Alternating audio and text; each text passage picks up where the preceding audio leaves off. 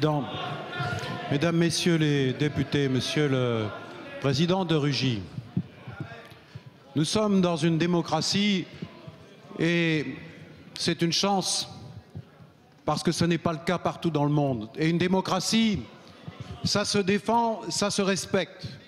Et le droit de manifester est un des droits fondamentaux des citoyens.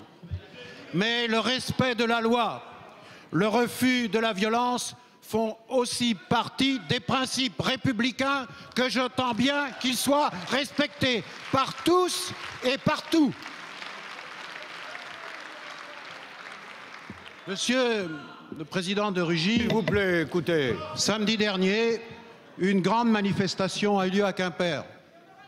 Elle, justement, représente ces droits des citoyens à exprimer ce qu'ils ressentent et ce qu'ils attendent. C'est une manifestation qui était nombreuse et qui s'est déroulée globalement dans le calme, l'appel au calme ayant été compris par les organisateurs. Mais force est de constater que malgré tout, il y a eu des dégradations, des outrages et des violences sur les agents de la force publique. Je dois saluer ici, et toute la représentation nationale devrait le faire, le sang-froid, le professionnalisme des forces de l'ordre. Leur travail est difficile, ils le font dans le respect de la loi votée par le Parlement. Ces violences sont le fait d'une minorité, je le sais. Elles sont inacceptables, elles sont le fait de groupes extrémistes.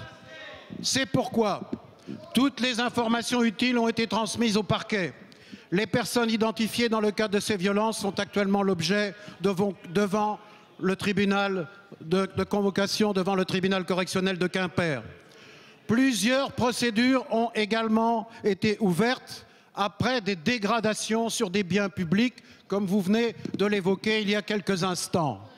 Quel que soit le bien public, un portique, un radar, que ce soit une école, un équipement sportif, que ce soit dans une région, dans un département, une ville ou un quartier, ce n'est pas acceptable, c'est contraire aux lois de la République.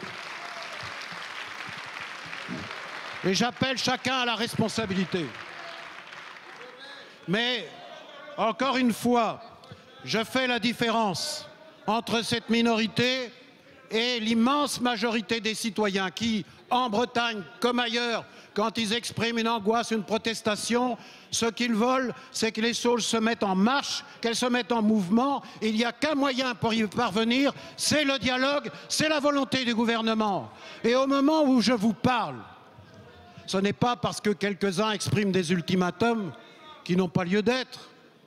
Eh bien, au moment où je vous parle, comme je l'ai demandé, le préfet de région, depuis hier, rencontre heure après heure tous les partenaires qui veulent que les choses avancent, qui veulent le dialogue, les responsables économiques, les représentants des organisations syndicales, les élus des territoires, les parlementaires, tous sont aujourd'hui au travail pour répondre à la proposition que j'ai faite au nom du gouvernement, préparer le plan pour sauver et rénover l'agroalimentaire de Bretagne, préparer le pacte d'avenir.